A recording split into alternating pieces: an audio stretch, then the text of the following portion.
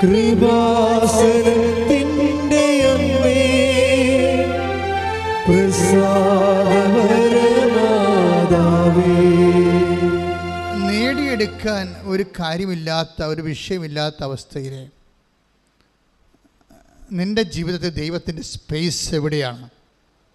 സുഖപ്പെടാൻ ഒരു രോഗമില്ലെങ്കിൽ നിൻ്റെ പ്രാർത്ഥനയ്ക്ക് സ്പേസ് എവിടെയാണ് എന്ന് ചിന്തിക്കുന്നിടത്ത് വെച്ചാണ് നീയും ദൈവവും തമ്മിൽ എന്തുമാത്രം അടുപ്പമാണ്, അകലെയാണെന്ന് തിരിച്ചറിയണത്.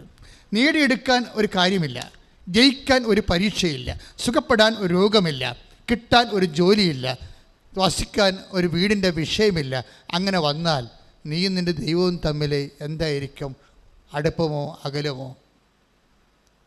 അതെന്നും ഒരു വിശ്വാസി അവനോട് ചോദിക്കേണ്ട ഒരു ചോദ്യമാണ്. നീയും ദൈവവും തമ്മിൽ എന്തുമാത്രം ബന്ധമുണ്ട് എന്നറിയണമെങ്കിൽ ദൈവത്തിൽ നിന്നൊരു ആനുകൂല്യം കിട്ടാതിരിക്കുമ്പോഴും ദൈവത്തെ അന്വേഷിച്ച് മനസ്സിലെ ഉത്കണ്ഠയോടെയാണ് ദൈവത്തെ അന്വേഷിക്കുന്നത്. കിട്ടുമോ, കണ്ടുമുട്ടുമോ? അതാണ് അമ്മ പറയണത്, എൻ്റെ മകനെ, ഞാനും നിൻ്റെ പിതാവും കൂടി ഉത്കണ്ഠയോടുകൂടിയാണ്. വെറുതെയുള്ള അന്വേഷണമല്ല. കണ്ടു കിട്ടാൻ കഴിയുമോ? ഇനി ഒരിക്കലും കാണാതിരിക്കുമോ? ഇങ്ങനെ പല പല ചിന്തകളുമായിട്ടാണ് അമ്മ യേശുവിനെ തിരക്കി പോണത്. അവസാനം കണ്ടുമുട്ടുമ്പോഴും അമ്മ തൻ്റെ മനസ്സിലുണ്ടായ വിഷയങ്ങളെല്ലാം അതുപോലെ ഈശോനോട് പറയും. എൻ്റെ ദൈവത്തിലെ ഈ ധ്യാനത്തിൽ ഈശോ എന്താ പറയണം? നിനക്കെപ്പോഴും മിസ്സാകുന്നുണ്ടോ എന്ന് നോക്കണം ജീസസിനെ. പ്രാർത്ഥിക്കാൻ പറ്റാത്ത, ഇപ്പം കുടുംബത്തിലാകുമ്പോൾ എപ്പോഴും ഇഷ്യൂസ് ഉണ്ടാകും, എപ്പോഴും ഇഷ്യൂ. ഇപ്പോൾ കടലിൽ എങ്ങനെയാണ് ഓക്സിജൻ ഉണ്ടാകുന്നത്? അത് സ്ഥിരതല്ല്. ഈ കടലിലെ മത്സ്യങ്ങളൊക്കെ, അല്ലെങ്കിൽ ഈ ജലാശയത്തിലെ മത്സ്യങ്ങളൊക്കെ എവിടെ നിന്നാണ് ഭക്ഷണം ഓക്സിജൻ എടുക്കുന്നത്? വെള്ളത്തിൽ നിന്നല്ലേ. മഴയും കാറ്റും വരുമ്പോൾ ഓളങ്ങൾ ഉണ്ടാകുന്നതും എല്ലാം ഓക്സിജൻ അല്ലേ കിട്ടണത്. അപ്പോൾ കടലിലുള്ള ജീവികളെ ഉദ്ദേശിച്ചിട്ടാണ് അതിന് തിരച്ചിലുള്ളത്. പ്രാണവായുവും തിരയിലെ പിടച്ചിലും തമ്മിൽ ഭയങ്കര ബന്ധമാണ് ശരിക്കും.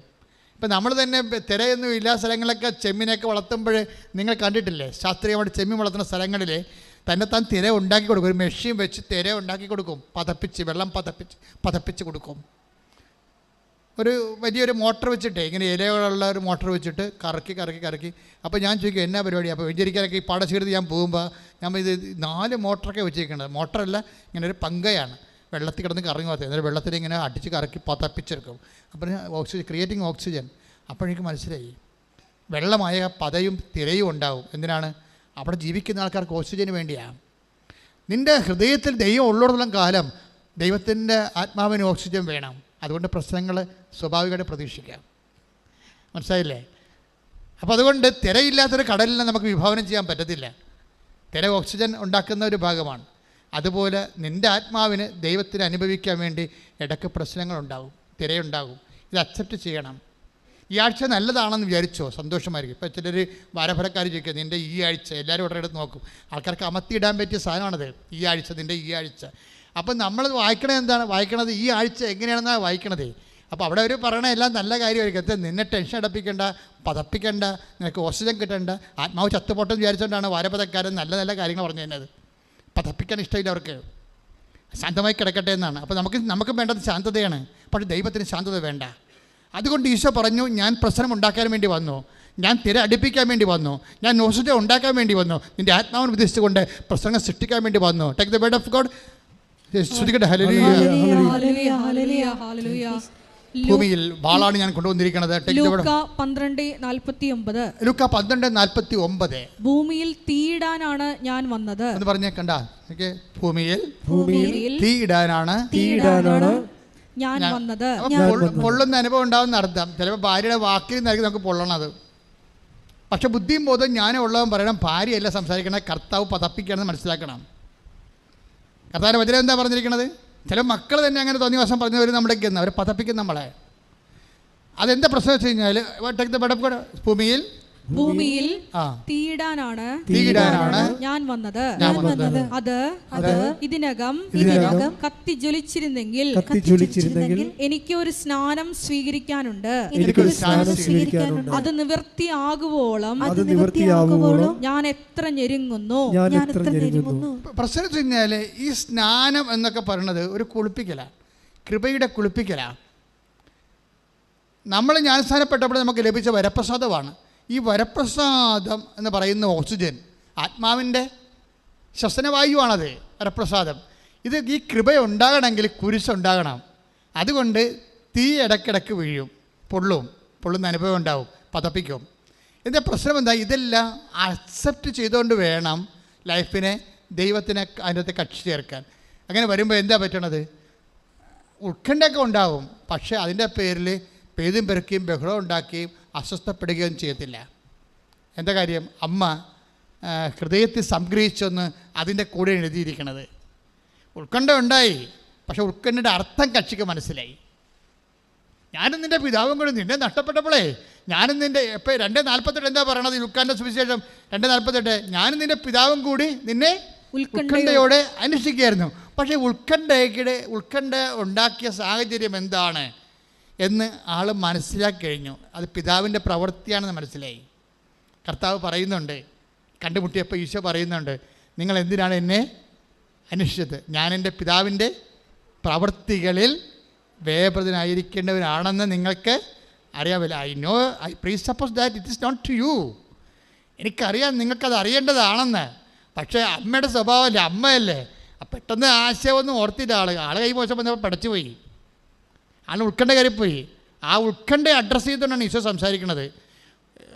ഇങ്ങനെ ഉത്കണ്ഠപ്പെടേണ്ട കാര്യമില്ല, it is not to you. ഞാൻ എൻ്റെ പിതാവിൻ്റെ കാര്യത്തിൽ വ്യാപൃതനാകേണ്ട ആളാണെന്ന് നിങ്ങൾക്ക് അറിവുള്ളതല്ലേ എന്ന് പറഞ്ഞപ്പോഴാണ് അമ്മ ആ അറിവ് ആ ഇമോഷണൽ ലെവലിൽ നിന്ന് ബുദ്ധിപരമായ ലെവലിലേക്ക് അറിവിനെ കൊണ്ടുവന്നിട്ട് അമ്മ അടുത്ത വാക്ക് പറയും. വചനം എന്ത് പറയും? അവളെല്ലാം ഹൃദയത്തിൽ സംഗ്രഹിച്ചു. അതാണ് സഭ. അപ്പോൾ take the word of God. ശ്രദ്ധിക്കട്ടെ. ഹല്ലേലൂയ. ലൂക്ക 2:51 അവന്റെ അമ്മ ഇക്കാര്യങ്ങളെല്ലാം ഹൃദയത്തിൽ സംഗ്രഹിച്ചു. അപ്പോൾ ഉത്കണ്ഠയുടെ അർത്ഥം മനസ്സിലായി. ഓരോ വിഷയം സംഭവിക്കുമ്പോൾ ആ സംഭവത്തിനൊക്കെ ഒരു കാരണങ്ങളുണ്ടാകും. അതുകൊണ്ടാണ് ബൈബിൾ പറയണത് സംഭവിച്ചതെല്ലാം അവൻ മൂലമാണ്, അവന് കൂടാതെ ഒന്നും സംഭവിച്ചിട്ടില്ല. ഓരോ വിഷയങ്ങളും സംഭവിക്കുമ്പോൾ ഓർക്കണം. Take the word of God. യോഹന്നാൻ 1:3 ശ്രദ്ധിക്കട്ടെ. ഹല്ലേലൂയ ഹല്ലേലൂയ ഹല്ലേലൂയ ഹല്ലേലൂയ യേശുവേ നന്ദി. ഹല്ലേലൂയ ഹല്ലേലൂയ ഹല്ലേലൂയ. യോഹന്നാൻ 1:3 സമസ്തവും അവനിലൂടെ ഉണ്ടായി. സമസ്തവും അവനിലൂടെ ഉണ്ടായി, ഒന്നും അവനെ കൂടാതെ ഉണ്ടായിട്ടില്ല. അതായത് ഈ മനുഷ്യൻ്റെ ജീവിതത്തിൽ ഉണ്ടാകുന്ന എല്ലാ വിഷയങ്ങളും അതിന് അവന് ഒരു ദൈവികമായ ലക്ഷ്യമുണ്ട്. ഈ ലക്ഷ്യം മനസ്സിലാകുന്നവരെ നമ്മൾ ഉത്കണ്ഠപ്പെട്ടിരിക്കും. മനസ്സിലാക്കി കഴിഞ്ഞാൽ ഹൃദയത്തിൽ സംഗ്രഹിക്കും. അതാണ് മരിയൻ സ്പിരിച്വാലിറ്റി എന്ന് പറയണത്. പ്രാർത്ഥിക്കുക, കർത്താവേ അങ്ങയുടെ അമ്മയെപ്പോലെ കാര്യങ്ങളുടെ അർത്ഥം ഗ്രഹിച്ചു കഴിഞ്ഞാൽ ഹൃദയത്തിൽ സംഗ്രഹിച്ച് അമ്മയെപ്പോലെ മൗന സ്നേഹത്തോടെ ദൈവ തിരുസന്നിധി ദൈവ തിരുമനസ്സിന് കീഴ്പ്പെട്ടവളായി ജീവിക്കുവാൻ എന്നെ അഭിഷേകം ചെയ്യണമേ. ശ്രദ്ധിക്കട്ടെ.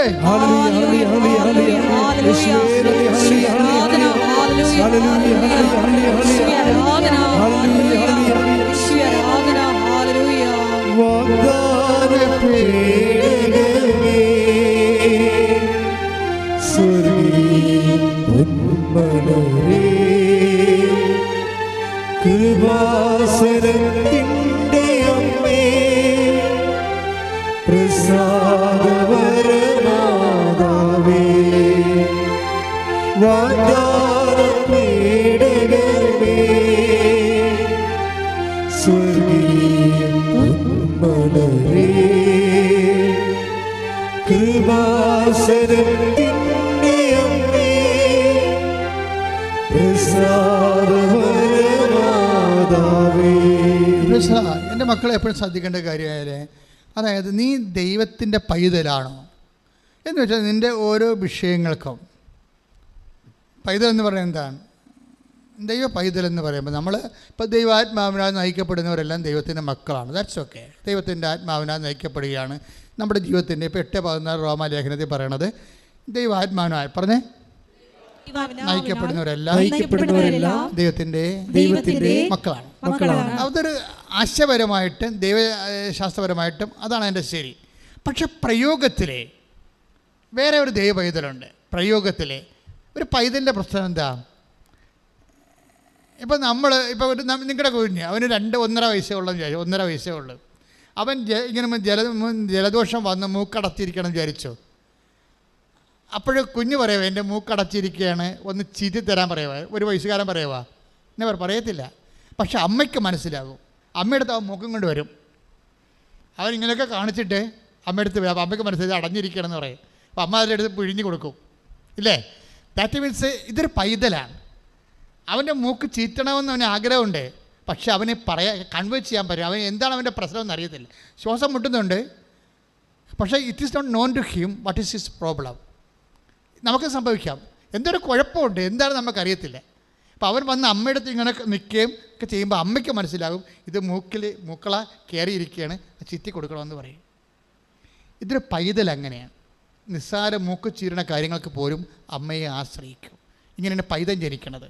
ദൈവ പൈതൽ അങ്ങനെയാണ്. ഇപ്പം നിനക്ക് പൈസ ഉണ്ട്, നിനക്ക് വേണമെങ്കിൽ കലൂർ ടൗണിൽ പോയി തക്കാളി വാങ്ങിക്കാം, അല്ലെങ്കിൽ അരി വാങ്ങിക്കാം. അതിന് നിനക്ക് വണ്ടിയുണ്ട്, വണ്ടി പെട്രോളുണ്ട്, ഓടിക്കാൻ നിനക്കറിയാം, ലൈസൻസ് ഉണ്ട്, ഓക്കെ. പക്ഷേ എന്നാലും നീ ദൈവ പൈതലാണെങ്കിൽ ഒന്ന് പറഞ്ഞിട്ട് പോകും. അവിടെയാണ് പ്രശ്നം. ദൈവ പൈതൽ അല്ലെങ്കിൽ ഞാൻ കാശുണ്ട്, എൻ്റെ കാശുണ്ട്, ഞാൻ വേറെ എടുത്ത കാശാണ്, എനിക്ക് പെട്രോളുണ്ട്, എനിക്ക് ലൈസൻസ് ഉണ്ട്, പിന്നെ ഞാൻ എന്താ ദൈവത്തോട് പറയണത്? ഇതാണ് ജഡിക പൈതൽ എന്ന് പറയുന്നത്. ജഡിക പൈതൽ ഒരു കാര്യം ദൈവത്തോട് പറയത്തില്ല. ദൈവ പൈതൽ എല്ലാ കാര്യങ്ങളും അവനെ അറിയാവുന്ന കാര്യം പോലും ചെയ്യാവുന്ന കാര്യം പോലും ദൈവത്തോട് പറയും. ഇതാണ് എപ്പോഴും സന്തോഷത്തോടെ ഇരിക്കാനും ഇടതടവില്ലാതെ പ്രാർത്ഥിക്കാനും മടുപ്പ് കൂടാതെ പ്രാർത്ഥിക്കാൻ പറയുമ്പോൾ എല്ലാ കാര്യവും പ്രാർത്ഥനയുടെ സബ്ജക്റ്റാണ്. അല്ല നമുക്കൊരു പ്രശ്നം ഉണ്ടാകുമ്പോൾ മാത്രം പ്രാർത്ഥനയല്ല. നമുക്കൊരു പ്രശ്നം ഉണ്ടാകുമ്പോൾ അപ്പോൾ ഇങ്ങനെ ഈ പ്രശ്നം ഉണ്ടായില്ലൊക്കെ പ്രാർത്ഥിക്കാൻ പറ്റത്തില്ലല്ലോ. അതാണ് പ്രശ്നം. അപ്പോൾ നമുക്ക് പണമില്ലെങ്കിൽ മാത്രം അപ്പൻ്റെ അടുത്ത് വരികയും പണം ഉള്ളപ്പോൾ കൂട്ടുകാരത്ത് പോവുകയും ചെയ്യുമ്പോൾ ശരിക്കും പറഞ്ഞാൽ നീ ജാരസന്തതിയാണ്. അതാണ് പ്രശ്നം. നമുക്ക് ഒരു ആവശ്യമുള്ളപ്പോൾ മാത്രം അപ്പനും അമ്മനെ വേണം, ആവശ്യമില്ലാത്തപ്പോൾ നിങ്ങൾ കൂട്ടുകാരുടെ കാര്യങ്ങൾ അന്വേഷിച്ച് അപ്പനും അമ്മയെ തിരക്ക് പോലും ഇല്ല എന്ന് പറഞ്ഞു കഴിഞ്ഞാൽ റിലേഷൻസ് പ്രശ്നമുണ്ട്. റിലേഷൻ എന്ന് പറയുമ്പോൾ ദൈവവുമായിട്ടുള്ളത് റിലേഷനാണ്. പക്ഷേ അതെനിക്ക് തോന്നുന്നത്, ഞാൻ ഇത്രയും നാൾ മനസ്സിലാക്കിയപ്പോഴേ, ഞാൻ ഒരു കാര്യമൊക്കെ പറയാം, ഒരു രഹസ്യം പറയാം. അടുത്ത ജന്മം ഉണ്ടെങ്കിൽ ഞാൻ അച്ഛനാകേ ഉള്ളൂ. അത് നല്ല പുണ്യം കിട്ടുന്ന ജോലിയൊന്നുമല്ല പ്രശ്നം. ഇത് വേറൊരു വിഷയമുണ്ട്. നമ്മൾ ചിന്തിച്ചാൽ പിടികിട്ടാത്തൊരു വിഷയമുണ്ട്. ചിന്തിച്ചാൽ പിടികിട്ടാത്ത വിഷയം എന്ന് പറയുന്നത് ഇത് കമ്മിറ്റ്മെൻ്റ് പ്രശ്നമാണ്. നമ്മൾ ദൈവത്തെ ഒരിക്കൽ മനസ്സിലാക്കിയ നമ്മൾ ലൈഫ് അങ്ങോട്ട് കമ്മിറ്റ് ചെയ്യും. എനിക്ക് വേണ്ടി ദൈവം ഒരു ഞാൻ ദൈവത്തോട് ഈ ജന്മം കൊണ്ട് നന്ദിയുള്ളവനാണ്. എൻ്റെ കാരണം എനിക്ക് ബോധവും അത്ര അറിവും ഇല്ലാഞ്ഞ കാലത്ത് ദൈവം എനിക്ക് വേണ്ടി ഒരു തീരുമാനം എടുത്തില്ലേ. ഞാൻ SLC പാസ്സാകുമ്പോൾ ഞങ്ങളുടെ കൂട്ടത്തിൽ നിന്ന് ഞാൻ മാത്രമേ ഈ ജോലിക്ക് വന്നുള്ളൂ. ബാക്കി എല്ലാവരും സ്വാഭാവികമായിട്ട് കുടുംബജീവിതത്തിലേക്കാണ് പോയത്. പക്ഷേ ദൈവം എനിക്ക് വേണ്ടി തിരഞ്ഞെടുത്ത് തന്നത് എനിക്ക് മനസ്സിലായത് ഇത് ശരിക്കൊരു വേർപാട് ജീവിതമാണെന്ന് മനസ്സിലായത് 75 ഞാൻ പൂർണ്ണകാലത്തല്ല. 75 കഴിഞ്ഞിട്ട് 80 കഴിഞ്ഞിട്ട് 81 1981 ആണ് ഞാനവിടെ സഭാവസ്ത്രം സ്വീകരിക്കുന്നത്. സഭാവസ്ത്രം സ്വീകരിക്കണവരെ I am not that conscious about. എനിക്കത്രയും ഫീൽ ചെയ്യുന്നില്ല. ഞാൻ ഇറ്റ്സ് ഇത് സാധാരണ ജീവിതം പോലെ അങ്ങോട്ട് പ്രാർത്ഥിച്ച് പോയി ദൈവത്തിന് വേണ്ടി ജോലി ചെയ്ത് പോകുന്നതാണ് വിചാരിച്ചത്. സഭാവസ്ത്രം സ്വീകരിക്കുന്ന തലേ ദിവസം ആയപ്പോൾ എൻ്റെ മനസ്സ് കിടുങ്ങിപ്പോയി. കാര്യം ഇനി വേറെ ഒരു ലൈഫാണ്, സെറ്റ് അപ്രാട്ട്. അപ്പോൾ എന്നിട്ട് ദൈവം എന്നാ ചെയ്തെന്ന് കഴിഞ്ഞാൽ ഈ സഭാവസ്ത്രത്തിന് ഭയങ്കര വിലയാണെന്ന് എനിക്ക് മനസ്സിലാക്കാൻ വേണ്ടി പല പരീക്ഷകരെ തോപ്പിച്ചിട്ട് അവരെന്നെ പറഞ്ഞു വിടുമെന്നുള്ള കണ്ടീഷൻസ് വന്ന് 2 പ്രാവശ്യം വന്ന്. അപ്പോൾ ഞാൻ കരഞ്ഞു കൂവി കാലക്കെട്ട് വീണ്, കർത്താവേ എൻ്റെ ഈ ജന്മം എനിക്ക് അച്ഛനാകണം, എനിക്ക് കുർബാന അർപ്പിക്കണം, എനിക്ക് ദൈവജനത്തിൽ ജോലി ചെയ്യണം, എനിക്ക് മിഷൻ ജോലി ചെയ്യണം, എന്നെ പറഞ്ഞു വിടരുത്. ഞാൻ അച്ഛന്മാരൊന്നും ഞാൻ പറഞ്ഞിട്ടില്ല എന്നെ പറഞ്ഞു വിടരുതെന്ന്. ഞാൻ എൻ്റെ കർത്താവിനോട് പറഞ്ഞേ എപ്പോഴും എന്നെ പറഞ്ഞു വിടരുത്, എനിക്ക് നിനക്ക് വേണ്ടി ജീവിക്കാൻ വേണ്ടിയാണ് ഞാൻ വന്ന്, എന്നെ എത്രയും വേഗം അച്ഛൻ 2 മണി തൊട്ട് 4 മണി വരെയൊക്കെ ഞാൻ രാത്രി 3 കൊല്ലം അടുപ്പിച്ച് പ്രാർത്ഥിച്ചിട്ടുണ്ട്. രാത്രി 2 മണിക്ക് എഴുന്നേറ്റ് പോകും ബെഡിൽ നിന്ന്, എന്നിട്ട് 3-ാം നിലയിൽ പോയി ഒറ്റയ്ക്കിരിക്കും. 4 മണി വരെ ഇന്ന് പ്രാർത്ഥിച്ചിട്ടുണ്ട്. അത് ഏത് കാലഘട്ടം, കോളേജിൽ പഠിക്കണ PDCക്ക് പഠിക്കുന്ന കാലഘട്ടത്തിൽ പോലും. അപ്പം അത്രയും തീഷ്ണമായി എനിക്ക് പ്രാർത്ഥിക്കാനുണ്ടായിരുന്നു. പക്ഷേ ആ ഇടക്കാണ് എനിക്കിതുപോലെ പഠനത്തിൽ പ്രശ്നം വരുമ്പോൾ അവർ ഡിസ്മിസ് ചെയ്യുമെന്ന് പറയും. അപ്പോൾ ഞാൻ വിഷമിക്കും. പക്ഷേ കർത്താവ് എന്താ ചെയ്തുകൊണ്ടിരുന്നത്? മനഃപൂർവ്വം ഇങ്ങനെ ഉടുപ്പ് തരത്തില്ല, സ്വഭാവസ്ഥ തരത്തില്ല എന്ന് പറഞ്ഞുകൊണ്ട് എൻ്റെ മനസ്സിനെ കശക്കി അത് ചോദിച്ചു വാങ്ങാൻ വേണ്ടി എന്നെ കരയിപ്പിക്കുന്ന അവസ്ഥ കൊണ്ട് ആക്കി. എന്തിനാണ്? ആ ഉടുപ്പിൻ്റെ വില എന്നെ മനസ്സിലാക്കിയിട്ടാണ് ഉടുപ്പ് തന്നിരിക്കണത്. അതുകൊണ്ട് ഞാൻ ഉടുപ്പ് ഊരിയത്തില്ല. ഒരിക്കലും ഞാൻ പാൻസ് നിങ്ങൾ എന്നെ കണ്ടുണ്ടാവും പുറത്ത്, ഞാൻ പോകത്തില്ല. ഈ 40 കൊല്ലമായിട്ട് പോയിട്ടില്ല. പഴയ സാഹിത്യ അക്കാദമി പഠിച്ചപ്പോൾ, തൃശ്ശൂർ പഠിച്ചപ്പോൾ അവിടുത്തെ അച്ഛനായതുകൊണ്ട് അവിടുത്തെ ഈ പബ്ലിക് ക്ലോസറ്റൊക്കെയാണ്, അവിടെ മാത്രമാണ് ഞാൻ പാൻസ് ഇട്ട് പോയിരിക്കുന്നത്. വേറെ പോയിട്ടില്ല, പരമാവധി പോയിട്ടില്ല. പിന്നെ ട്രെയിനിൽ കിടന്ന് ഉറങ്ങാൻ നേരത്തുള്ളൂ ഓക്കെ വിട്ട് ആണ് ഞാൻ ട്രെയിനിൽ കയറണത്. മൂന്നാമത്തെ ചിലപ്പോൾ നമുക്ക് ബെർത്തൊക്കെ കിട്ടുമ്പോൾ അകല യാത്രയ്ക്ക് ചിലപ്പോൾ 3ാമത്തെ നിലയെ കിട്ടത്തുള്ളൂ. അപ്പോൾ അവിടെ ചെന്ന് കിടന്നിട്ട് ഞാൻ ഉടുപ്പ് വരും. എന്ത് ഞാൻ ഇങ്ങനെ പറഞ്ഞതെന്ന് വെച്ചാൽ, നമ്മൾക്ക് അതിനോട് അറ്റാച്ച്മെൻറ്റുള്ള രീതിയിലാണ് ദൈവം നമ്മളെ വളർത്തിയെടുത്തത്. എന്തിന് വരുന്ന വിഷയം എന്ന് പറയണത്, ഒരിക്കൽ നമ്മൾ ദൈവത്തെ മനസ്സിലാക്കി കഴിഞ്ഞാൽ, ഇനി നിങ്ങളുടെ കാര്യം എന്നേക്കാൾ സന്തോഷമാണ്. കാര്യം നിങ്ങൾ കുടുംബജീവിതത്തിലുള്ളവരാണ്. എനിക്കാണെങ്കിൽ 1 മാസത്തിലൊക്കെ ഒരു പ്രശ്നം ഉണ്ടാകത്തുള്ളൂ, നിങ്ങൾക്ക് 1 ദിവസം ഒരു പ്രശ്നം ഉണ്ടാകും. അതാണ് വിഷയം. അതായത് ഞാൻ എനിക്ക് വേണ്ട ഒരു പുണ്യം ഞാൻ നേടണമെങ്കിൽ 1 മാസത്ത് പറ്റത്തുള്ളൂ. നിങ്ങൾക്കാണെങ്കിൽ എപ്പോഴും വിഷയം ഉണ്ടാകും. കുടുംബത്തിൽ ജീവിക്കുന്നു, സമൂഹത്തിൽ ജീവിക്കുന്നു, അയൽവാസികളുടെ പ്രശ്നം, എല്ലാവരുമായിട്ട് പ്രശ്നമല്ലേ. അതായത് എല്ലാം നിങ്ങളുടെ മേക്കെട്ട് കയറാൻ വരും. ഞങ്ങളുടെ അധികം ആൾക്കാർ മേക്കെട്ട് കയറാൻ വരത്തില്ല. ഞാൻ പിന്നെ മേക്കെട്ട് കയറാമെന്നേ മിണ്ടത്തില്ല. അവിടെ പോയി കത്തിക്കൊന്നും ബാക്കി പിടിക്കത്തില്ല. ചിലപ്പോൾ തോറ്റു കൊടുക്കും. എന്താ കാര്യം? ഈശോ ജയിക്കേണ്ട കാരണം ഞാൻ എന്നെ ജയിപ്പിക്കാൻ വേണ്ടി ഞാൻ അങ്ങനെ നോക്കത്തില്ല. അങ്ങനെ ഒരു ന്യൂട്രലായിട്ട് നിൽക്കുകയുള്ളൂ.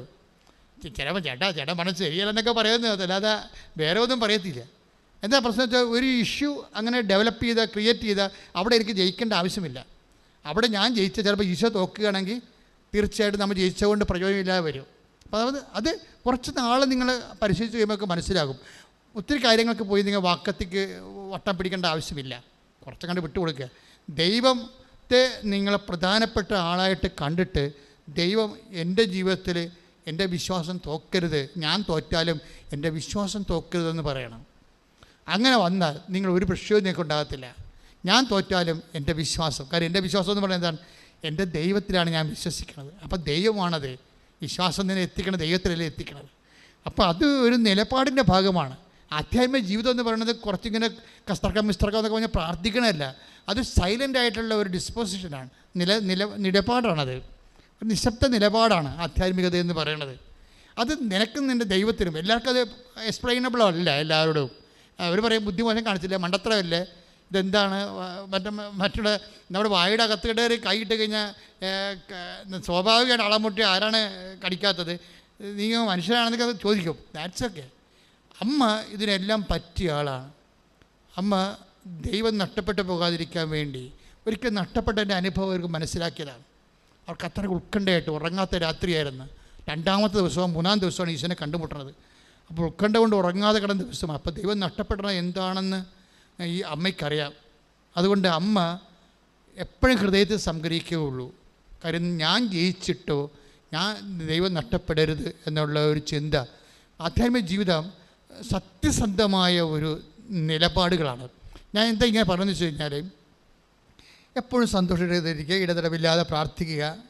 ഈ മുത്തേടൻ അച്ഛൻ ബൈബിൾ തർജ്ജിമ ചെയ്തപ്പോൾ പറഞ്ഞത്, ഭഗ്നാശരാകാതെ നിരന്തരം പ്രാർത്ഥിക്കാനുള്ള പുതിയ സംസ്കൃത വാക്കൊന്നും അല്ല പുള്ളിക്കാരൻ പറഞ്ഞത്, മടുപ്പ് കൂടാതെ പ്രാർത്ഥിക്കണമെന്ന്. അതാണ് എനിക്കിഷ്ടം. ഞാൻ ഈ PSCക്കാരൻ്റെ തർജ്ജിമയേക്കാൾ ഞാൻ ഇന്നും മനസ്സിൽ കൊണ്ടുവയ്ക്കണ മുത്തേടൻ ഉൾഗാത്തായി നേരിട്ട് എടുത്തിട്ട് നാട്ടുഭാഷയെ സംസാരിക്കും. മടുപ്പ് കൂടാതെ പ്രാർത്ഥിക്കാൻ അവൻ അവരോട് ഇപ്പോൾ പറഞ്ഞു. അപ്പോൾ അത് സ്വാഭാവികമാണ്, മനുഷ്യൻ്റെ അനുഭവമായിട്ട് ബന്ധമാണത്. പ്രാർത്ഥനയ്ക്കുള്ളിടത്തോളം മടുപ്പ് വേറെ എന്തിനുണ്ട്? വേറെ ഒന്നിനുമില്ല. ഈ ലോകത്ത് നമുക്ക് ഏറ്റവും കൂടുതൽ മടുപ്പുള്ള സംഭവം എന്താണ്? പ്രാർത്ഥനയാണ്. കഴിഞ്ഞ ദിവസങ്ങളിൽ അവൻ്റെ പേരെന്താ, ഇമ്മാനുവൽ ഇവിടെ ഒരു 22 വയസ്സാണ് പയ്യൻ വന്നിവിടെ. അപ്പം ഇമ്മാനുവൽ വന്ന്, ഇമ്മാനുവലിൻ്റെ ചേച്ചി ഉടമ്പടി എടുത്തിട്ട് അവൾ ലിഫ്റ്റ് ചെയ്ത്, അമ്മയുടെ രൂപ അറിയാമല്ലോ, അമ്മ ഇങ്ങനെ പിടിച്ചോണ്ട് പോകുന്നത് ലിഫ്റ്റ് ചെയ്ത് കളയും. നടന്ന് കയറാൻ പറ്റാത്തവരാണ് പിള്ളേരെ നമ്മൾ എന്ത് ചെയ്യും? അമ്മമാർ ഇപ്പോൾ അമ്മയും കുഞ്ഞും കൂടി പള്ളിയിൽ പോയി, 2 വയസ്സുള്ള കൊച്ചും കൂടി പള്ളിയിൽ കൂടി പോയി, അല്ലെങ്കിൽ അവനത് പനിയാണ്, അത് നടന്നിട്ട് കയറണില്ല, അമ്മ എന്ത് ചെയ്യും? എടുക്കും. ഇത് തന്നെ നിന്നോട് അമ്മ ചെയ്യും. അവൻ്റെ ചേച്ചിയെ ലിഫ്റ്റ് ചെയ്ത് നടന്ന് വരികയെന്ന് മനസ്സിലായപ്പോൾ അമ്മ അരയിലെടുത്തുകൊണ്ട് ജർമ്മനി കൊണ്ടുപോയി. അപ്പോൾ ഇമ്മാനുവലിന് വിശ്വാസമായി, ഞാനും ഒരു പൊട്ടനാട് ജീവിക്കുകയാണ്, എനിക്ക് നടക്കാൻ പറ്റത്തില്ല, അതുകൊണ്ട് ഞാനും വന്ന് ഉടമ്പടി എടുക്കാമെന്ന് വിചാരിച്ചു. അപ്പോൾ ഒരു വീട്ടിൽ നിന്ന് രണ്ടുപേർക്ക് ഉടമ്പടി എടുക്കാൻ പറ്റില്ലെന്ന് അറിയാമെങ്കിൽ ഇമ്മാനുവലിന് ഉടമ്പടി എടുക്കണം. ചേച്ചി പോയി രക്ഷപ്പെട്ട പോലെ എനിക്കും രക്ഷപ്പെട്ടത് പറഞ്ഞ് അവൻ ഇവിടെ വന്ന്. അപ്പോൾ ഇവിടെ വന്നപ്പോൾ ഒരു സ്ത്രീ സ്വരം വളരെ ഭവ്യവും സ്വർഗീയവുമായി, ഇമ്മാനുവൽ കയറി വരൂ. അവൻ ഞെട്ടിപ്പോയി. ഇമ്മാനുവൽ കയറി വരൂ. അത്രയും കൊതിയോടുകൂടി കൃപാസനം മാതാവ് ആരോ ആണെന്ന് അവൻ ചിന്തിച്ചും ധ്യാനിച്ചും പ്രാർത്ഥിച്ചും ഈ അമ്മയുടെ സ്റ്റെപ്പ് ചവിട്ടിയപ്പോൾ അവൻ വിളിച്ചു, ഇമ്മാനുവൽ. അപ്പോൾ എൻ്റെ പേര് വിളിക്കാൻ ആരാണെന്ന് നോക്കിയിട്ട് അവന് പരിചയമുള്ള ആരും ഇവിടെ ഇല്ല. അതാണ്, അവന് പരിചയമുള്ള ആരുമില്ല. ബന്ധുക്കളിലെ സ്വന്തപ്പെട്ട കൂട്ടുകാർ ആരുമില്ല. ഇവിടെ വരുമ്പോൾ ഇമ്മാനുവൽ കയറി വരൂ. അത് കൃപാസന അമ്മ ഒരു സാന്നിധ്യമാണ് ശരിക്കും പറഞ്ഞാൽ. അതൊരു ആശയമോ ഒരു തിരുസ്വരൂപമോ ഒന്നുമല്ല, അതൊരു സാന്നിധ്യമാണ്. അത് ഉടമ്പടിയിലൂടെയാണ് നമുക്ക് ഈ സാന്നിധ്യം. നിങ്ങൾക്കറിയാമല്ലോ ഉടമ്പടി നിങ്ങൾ ഉടമ്പടിയിൽ ഒരു 10,000 സാക്ഷി നമ്മുടെ കയ്യിലുണ്ട്. 10,000 ഒന്നും അല്ല കേട്ടോ. ഈ സഭയിൽ ഇതുപോലെ സാക്ഷ്യമുള്ളൊരു പ്രയറില്ല. അത് നിങ്ങൾക്കറിയാം. എന്തുമാത്രം വെബ്സൈറ്റിൽ നിങ്ങൾക്ക് പരിചയമുള്ളതാണ്. നമുക്ക് ഒരു ദിവസം തന്നെ 25 സാക്ഷ്യം അപ്പ് ചെയ്യാൻ പറ്റിയ സാക്ഷ്യമുണ്ട്. 25 സാക്ഷ്യം അപ്പ് ചെയ്യാൻ പറ്റി. അപ്പോഴേ ഇത്രയും സാക്ഷ്യങ്ങൾ ഇങ്ങനെ വരുമ്പോഴാണ് സ്വാഭാവികമായി നമുക്ക് വരുന്ന ഒരു വിഷയം, ദൈവത്തിൻ്റെ ഏറ്റവും വലിയ അനുഗ്രഹം ഈ സാക്ഷ്യങ്ങളാണ്. രോഗം സുഖപ്പെടുക, അല്ലേ? ഇപ്പോൾ ഇമ്മാനുവൽ കയറി വരാൻ പറഞ്ഞില്ലേ, സെക്കൻഡുകൾക്കുള്ളിൽ ആൾ IELTS പാസ്സാക്കി പാക്ക് ചെയ്ത് ആൾ പോയി. ചേച്ചിയുടെ അതേ കോളേജിൽ തന്നെ പോയി, ജർമ്മനിയിൽ. സ്പീഡ് അതായത് എടുക്കുമ്പോൾ നമുക്കറിയാൻ പറ്റുമേ. നടന്നു വരുമ്പോൾ സ്പീഡ് കുറവായി. ഇപ്പോൾ കൈയൊക്കെ പിടിച്ച് നടത്തും ദൈവം, പക്ഷേ എടുക്കുമ്പോൾ അറിയാൻ പറ്റും. Speed within no time within 2 വീക്കൊക്കെ ഈ സംഭവം സെറ്റ് ചെയ്ത് പോകും. ചിലപ്പോൾ ഒരു ഇരിക്കുമ്പോൾ തന്നെ നമ്മൾ ഉടമ്പടിയിൽ എഴുതുമ്പോൾ തന്നെ സെറ്റാവും. അത് ലിഫ്റ്റ് ചെയ്യണമാണ്. അത് വല്ലാത്ത അങ്ങനെ കോരിയെടുക്കും. എടുത്ത് പിന്നെ നമ്മളുടെ ശക്തിയിലല്ല, നിങ്ങൾ എനിക്ക് തോന്നുന്നത് സറണ്ടർ ചെയ്യണമെന്നാണ് തോന്നുന്നത്. നിങ്ങൾ ഇത് അതായത് ദൈവമേ ഇത് സത്യമായിട്ട് ഞാൻ പറയാണ്, എന്നെക്കൊണ്ടിത് പറ്റത്തില്ല, നീ ഇത് ഫുൾ ആൻഡ് ഫുൾ 99% ഞാനും 99% നീയും 1% ഞാനും എന്ന് ഞാൻ പറയണില്ല. 1% കൂടി സറണ്ടർ ചെയ്യണം. 100% നീ ഇതിൻ്റെ അകത്ത് ശ്രദ്ധിക്കുന്നില്ലെങ്കിൽ ഞാൻ ഉണ്ടാവത്തില്ല എന്ന് തുറന്ന് അങ്ങോട്ട് സറണ്ടർ ചെയ്യണം. പക്ഷേ ഈ സറണ്ടർ ചെയ്യുന്ന വ്യക്തിക്ക് നല്ല ദൈവസ്നേഹം ഉണ്ടാകണം. നീ ഉടമ്പടിയുടെ മറ്റു കാര്യങ്ങളൊക്കെ ചെയ്യണം. അപ്പോൾ നിൻ്റെ കാര്യം മാത്രം ചെയ്തിട്ട് ഞാൻ സറണ്ടർ ചെയ്തെന്ന് പറഞ്ഞിരിക്കരുത്. നീ ദൈവം നിനക്കറിയാമല്ലോ, ദൈവം ഏത് ക്ലേശകാലത്തും ദൈവം നമ്മുടെ കൂടെ ഉണ്ട്. പക്ഷേ വി ഡോണ്ട് ഫീൽ ഇറ്റ്. ഇപ്പോൾ ഉദാഹരണത്തിന് ഇപ്പോൾ ഐസയ 30:21 എന്താ പറയണത്? കർത്താവ് എനിക്ക് കഷ്ടതയുടെ അപ്പവും പറഞ്ഞ് കർത്താവ് എനിക്ക് കഷ്ടതയുടെ അപ്പവും ക്ലേശത്തിന് ജലവും തന്നാലും എന്റെ ദൈവം നിന്റെ ദൈവം മറഞ്ഞിരിക്കില്ല. മറഞ്ഞിരിക്കുകയില്ല. നീ വലത്തോട്ടോ ഇടത്തോട്ടോ തിരിയുമ്പോൾ പിന്നിൽ നിന്ന് ഒരു സ്വരം കേൾക്കും. ഇതാണ് വഴി, ഇതിലേ പോകും. അപ്പൊ ദൈവം നിന്റെ വഴി നടത്തി തന്നെ ഒരാളാണ്. അതുകൊണ്ടാണ് ദൈവമായിട്ട് പിരിയണ ഒരവസ്ഥ ഉണ്ടാക്കരുതെന്ന് പറയണത്. സാന്നിധ്യത്തിൻ്റെ പ്രോബ്ലം നമുക്ക് കഷ്ടകാലത്ത് നമുക്ക് ഇടം വരം തിരിഞ്ഞു നോക്കുമ്പോൾ പല പല പരിഹാരങ്ങൾ പല പല രീതിയിൽ നമ്മുടെ കൊച്ചു ബുദ്ധിക്ക് പറ്റിയ. ഇപ്പം ഞാൻ ചിലരോട് പറയാമല്ല, വെയിറ്റ് ചെയ്ത് നിങ്ങൾ തീരുമാനമൊന്നും എടുക്കരുത്. 10 ഡേറ്റ് ഇട്ട് കൊടുക്കും. 48 ദിവസം 48 ദിവസമൊന്നും ഇടും. ഇപ്പം വസ്തു വിൽപ്പന, ജപ്തി, അങ്ങനെ പല പ്രശ്നമാണ്. മാളെ കെട്ടിക്കൽ, പറമ്പ് വിൽക്കൽ, ഇങ്ങനെ പല പല വിഷയത്തിൽ വിഷമിക്കുകയാണ്. അപ്പോൾ വീട്ടിൽ നിന്ന് നമുക്കൊന്നും കിട്ടത്തില്ല. എന്താ കാര്യം? ഭാര്യയൊക്കെ കുറ്റപ്പെടുത്തുകയുള്ളൂ. മക്കളാണെങ്കിൽ അവരുടെ കാര്യം നടക്കാത്തത് കൊണ്ട് നമ്മുടെ മേക്കെട്ട് കയറും.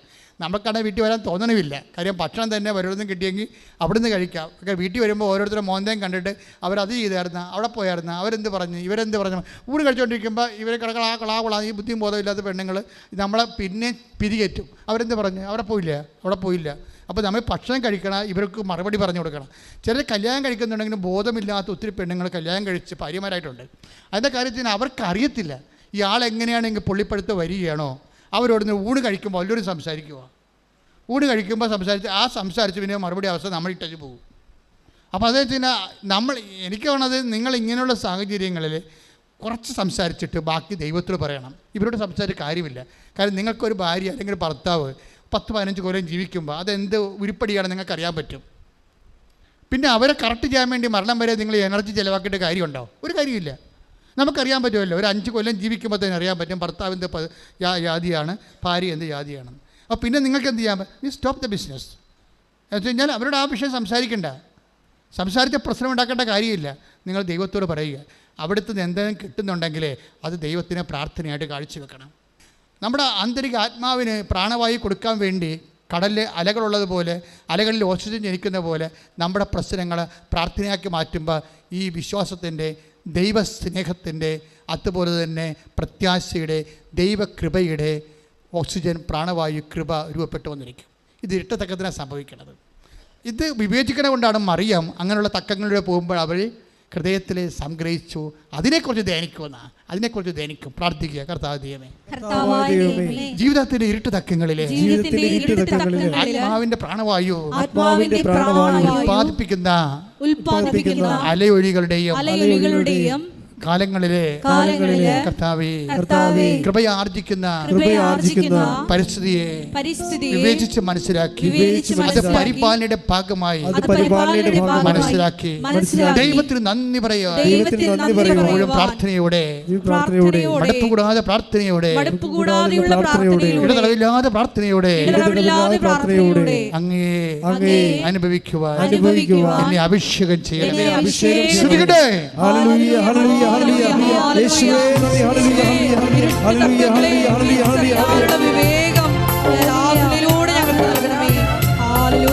ക്ലേശകാലത്ത്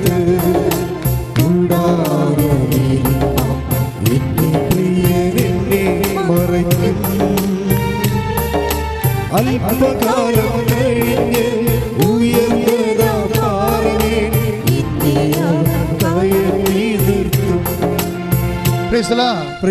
എൻ്റെ മക്കളെ, ഇപ്പോഴും നമ്മൾ കേട്ടുകൊണ്ടിരിക്കുന്ന സംഭവം, എല്ലാത്തിനും മാനുഷ്യ പരിഹാരമുണ്ട്, ദൈവിക പരിഹാരമുണ്ട്.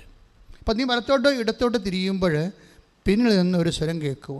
ഇപ്പം നമ്മൾ വിചാരിക്കാത്ത ഒരു പുതിയ പരിഹാരം ഒരു വിഷയത്തിന് വരുമ്പോൾ നിങ്ങൾ ദൈവത്തിൻ്റെ സാന്നിധ്യം വിവേചിക്കണം. ആ ദൈവമാണ് ഇടപെട്ടിരിക്കുന്നത്. നിങ്ങൾ വിചാരിക്കാത്ത ഒരു പരിഹാരം, നിങ്ങളുടെ ബുദ്ധിയിലില്ലാഞ്ഞ ഒരു പരിഹാരം പെട്ടെന്ന് ഈ വിഷയത്തിലേക്ക് വന്നു ചേരുമ്പോൾ, കാരണം ദൈവത്തിന് നിങ്ങൾ ഈ സാക്ഷ്യങ്ങൾ കേൾക്കുമ്പോൾ അറിയാൻ പറ്റും. അതായത് സാക്ഷ്യങ്ങൾ കേൾക്കുമ്പോൾ അവർക്കൊരു പരിചയമില്ലാത്ത ആൾക്കാരെ ചുമ്മാ ഇവർക്ക് കൊണ്ടുവന്ന് വിസ കൊടുക്കണതൊക്കെ കാണാം. കഴിഞ്ഞ ദിവസം ഒരു സാക്ഷ്യം ഉണ്ടായി. 12 ലക്ഷം ഏജൻസി 12 ലക്ഷമാണ് പറയുന്നത് വിസ. 12 ലക്ഷം. അവർ പറഞ്ഞ് കഷ്ടപ്പെട്ടി ഒരു വലിച്ച് പൊടിപ്പിച്ച് വിറ്റും ചുട്ടുമൊക്കെ ഒരു 8 ലക്ഷം ഉണ്ടാക്കി തരാമെന്ന് പറഞ്ഞു. പോകാതിരിക്കാൻ പറ്റത്തില്ല, അത്രയും കടമുണ്ട്, ഉത്തരവാദിത്വമുണ്ട്. പക്ഷേ ഉടമ്പടി എടുത്തു കഴിഞ്ഞപ്പോൾ ഒരു ഫ്രീ വിസ. അതാണ് ഈ പിന്നിൽ നിന്നുള്ള സ്വരം എന്ന് പറയണത്. ദൈവിക പരിഹാരത്തിന് വേണ്ടി നോക്കി പറയും. What is my point? എന്താ ഞാൻ പറയാൻ ഉദ്ദേശിക്കുന്നത്? നിങ്ങൾ ഈ ദൈവിക പരിഹാരം ഒരു പരിപാലനയുടെ പരിഹാരം ഉണ്ടാകുന്ന മുമ്പ് നിങ്ങളും ദൈവമായിട്ട് നല്ലൊരു റിലേഷൻ ഉണ്ടാക്കിയെടുക്കണം. റിലേഷനാണ് പ്രധാനപ്പെട്ട കാര്യം. അത് നിങ്ങൾ ഉണ്ടാക്കണം. അതൊരു പ്രശ്നാധിഷ്ഠിതമായ റിലേഷൻ ആകരുത്. കാരണം ദൈവത്തെ നിങ്ങളെ അറിയാം. നിങ്ങൾ ഈ പ്രശ്നം കഴിഞ്ഞാൽ പിന്നെ ദൈവത്തിന് തിരിഞ്ഞു നോക്കത്തില്ലെന്നറിയാം. അത് റെക്ടിഫൈ ചെയ്യണം. നിങ്ങൾക്ക് ദൈവമായിട്ട് ആ റിലേഷൻ വരാൻ പോകുന്ന ഡാമേജുകൾ ആദ്യമേ കയറി റെക്ടിഫൈ ചെയ്യണം. എന്ന് വെച്ച് കഴിഞ്ഞാൽ ചിലരുടെ സ്വഭാവം ഉണ്ടല്ല, പ്രശ്നങ്ങളുണ്ടെങ്കിൽ മാത്രമേ പ്രാർത്ഥനയുള്ളൂ, അല്ലെങ്കിൽ അവർ ടി വിയും കണ്ട, മൊബൈലും കണ്ട, കോമഡിയും കണ്ട് ഇളിച്ചൊക്കെ അങ്ങനെ ഇരുന്നുള്ളൂ, ഒരു പ്രശ്നമില്ല. ഭക്ഷണം കഴിച്ച് മറികിടന്ന് ഉറങ്ങും. അപ്പോൾ നിങ്ങൾ ദൈവത്തിന് അറിയാം, പ്രശ്നം ഉണ്ടെങ്കിൽ മാത്രമേ അവൻ ദൈവത്തിന് മുമ്പിൽ വരത്തുള്ളൂ. ഇനി പ്രശ്നകാലം കഴിയുമ്പോൾ അവൻ പഴയ അവൻ്റെ വഴിയിൽ കഴിക്കും, ചുമ്മാ പിന്നെ പോകുന്നത്. അത് റെക്ടിഫൈ ചെയ്യണം. അപ്പം നേരത്തെ പറയണം, ദൈവമേ പ്രശ്നം ഉള്ളത് കൊണ്ട് ഞാൻ വരണമല്ല, എൻ്റെ പ്രശ്നമില്ലാത്തൊരു കാലം വന്നാലും ഞാൻ നിൻ്റെ കൂടെ തന്നെയായിരിക്കും. അതൊരു നിലപാടാണ് ശരിക്കും. ഞാൻ ഈ പ്രശ്നം ഉള്ളതുകൊണ്ടാണ് ഇപ്പോൾ വന്നത്, ഞാൻ സമ്മതിച്ചു. പക്ഷേ എനിക്ക് പ്രശ്നമില്ലാത്തൊരു കാലം തന്നാലും ഞാൻ നിൻ്റെ കൂടെ തന്നെയായിരിക്കും. ഇത് പ്രാർത്ഥിച്ചു, ദൈവമേ ഇപ്പോൾ പ്രശ്നമുള്ളത് കൊണ്ടാണ് ഞാൻ നിന്നെ ആശ്രയിക്കുന്നത്. പക്ഷേ എനിക്ക് പ്രശ്നമില്ലാത്തൊരു കാലം തന്നാലും ഇതിനേക്കാൾ തീഷ്ണമായി ഞാൻ നിന്റെ വഴികളിലെ സഞ്ചരിച്ചിരിക്കാം. ഇത് ഇതാണ് ഞാൻ ലൂപ്പുകൾ, ഇത് അടക്കണം. കാര്യം ദൈവത്തിനുള്ള കുഴപ്പം വെച്ച് കഴിഞ്ഞാൽ എല്ലാം അറിയാമല്ലോ, വരാൻ പോകുന്ന എല്ലാം അറിയാവുന്ന കാരണം നേരത്തെ തന്നെ. അതുകൊണ്ടാണ് ചില ആൾക്കാർക്ക് ഉടമ്പടി താമസിക്കുന്നതിൻ്റെ കാരണം അവർ ഉടമ്പടിക്ക് അങ്ങനെ ഒരു കുഴപ്പമുണ്ട്. ഉടമ്പടി സെറ്റാകത്തില്ല. അതിൻ്റെ കോമ്പോണൻസ് എല്ലാം കറക്റ്റാകാം. നിങ്ങൾ രോഗികളെ കാണുന്നുണ്ടോ, അതുപോലെ തന്നെ പത്രം കൊടുക്കുന്നുണ്ട്, പ്രാർത്ഥിക്കുന്നുണ്ട്, പ്രത്യക്ഷീകരണം, കോമ്പോണൻസ് എല്ലാം കറക്റ്റാകാം. പക്ഷേ ദൈവം ഈ സാധനം സെറ്റാകത്തില്ല. സെറ്റാകാത്ത കാരണം ഈ ഒരു കാലം കഴിഞ്ഞാൽ നിൻ്റെ വഴിയെ പോകുമെന്ന് ദൈവത്തിന് അറിയാം. അങ്ങനെ ഒരു റിലേഷൻ നമുക്ക് ദൈവമായിട്ട് ടെമ്പററി റിലേഷൻസ് സാധ്യമല്ല. നിങ്ങൾക്ക് വേറെ ആരുമായിട്ട് വേണമെങ്കിലും ഒരു താൽക്കാലിക റിലേഷൻസ് ഓക്കെയാണ്, പക്ഷേ ദൈവമായിട്ട് ഒരു താൽക്കാലിക റിലേഷൻസ് ഓക്കെയല്ല. കാര്യം ദൈവത്തിൻ്റെ റിലേഷൻസ് എല്ലാം I will be with you unto the last എന്ന് പറയുമ്പോൾ നമ്മൾ എന്താ ഉദ്ദേശിക്കേണ്ടത്? You must be also with me unto the last. Clear അല്ലേ? അല്ലേ? അപ്പോൾ take the word of God, I will be with you unto the last. ശ്രദ്ധിക്കട്ടെ. ഹല്ലേലൂയ ഹല്ലേലൂയ ഹല്ലേലൂയ. യേശുവേ നന്ദി, യേശുവേ സ്തുതി. ഹല്ലേലൂയ ഹല്ലേലൂയ ഹല്ലേലൂയ ഹല്ലേലൂയ ഹല്ലേലൂയ. യേശുവേ ആരാധന ആരാധന ആരാധന ആരാധന. മത്തായി 28:20. മത്തായി 28:20.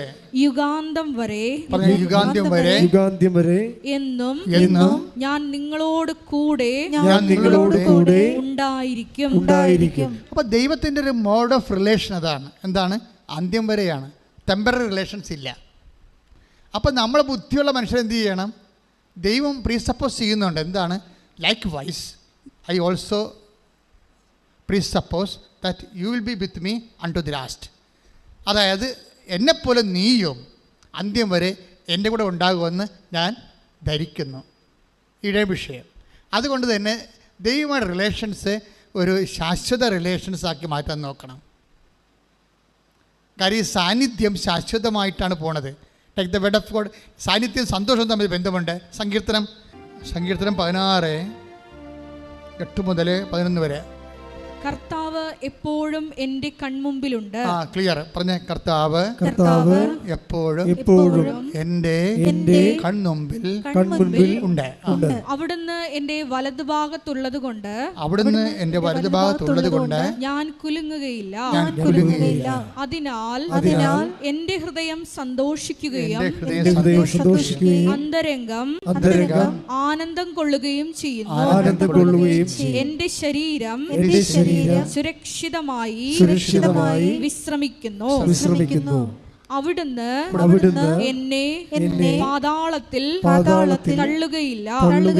അങ്ങയുടെ പരിശുദ്ധൻ ജീർണിക്കാൻ അനുവദിക്കുകയില്ല. അങ്ങ് എനിക്ക് ജീവന്റെ മാർഗം കാണിച്ചു തരുന്നു. അങ്ങയുടെ സന്നിധിയിൽ ആനന്ദത്തിന്റെ പൂർണ്ണതയുണ്ട്. അങ്ങയുടെ വലതുകൈയിൽ ശാശ്വതമായ സന്തോഷമുണ്ട്. ഇന്ന് പ്രോബ്ലം വെച്ച് കഴിഞ്ഞാൽ ഈ സങ്കീർത്തനം വായിക്കൊക്കെ മനസ്സിലാകണത് ഈ സന്തോഷം ദൈവം നൽകുന്നത് ശാശ്വതമായ സന്തോഷത്തെയാണ് ദൈവം ഉന്നം വെക്കണത്, ടെമ്പററി അല്ല. ഇപ്പോൾ ഒരു ബിയർ അടിക്കുമ്പോൾ ഉണ്ടാകുന്ന കിക്കും അത് കഴിഞ്ഞ് ആ കിക്ക് കഴിഞ്ഞിട്ട് നിങ്ങൾ നല്ല ബോധം വരുമ്പോൾ കൂളായിട്ടിരിക്കണില്ലേ? ചില ആൾക്കാർ പിന്നെയും പോയി അടിക്കും. അങ്ങനെ ഉള്ള കൊച്ചു സന്തോഷം, കൊച്ചു കിക്കല്ല സംഭവം. ദൈവവുമായിട്ടുള്ള ബന്ധം, റിലേഷൻസ് ശാശ്വതമാണ്. അത് എവിടുന്നാണ് വരുന്നത്? സാന്നിധ്യത്തിൽ നിന്നാണ് വരുന്നത്.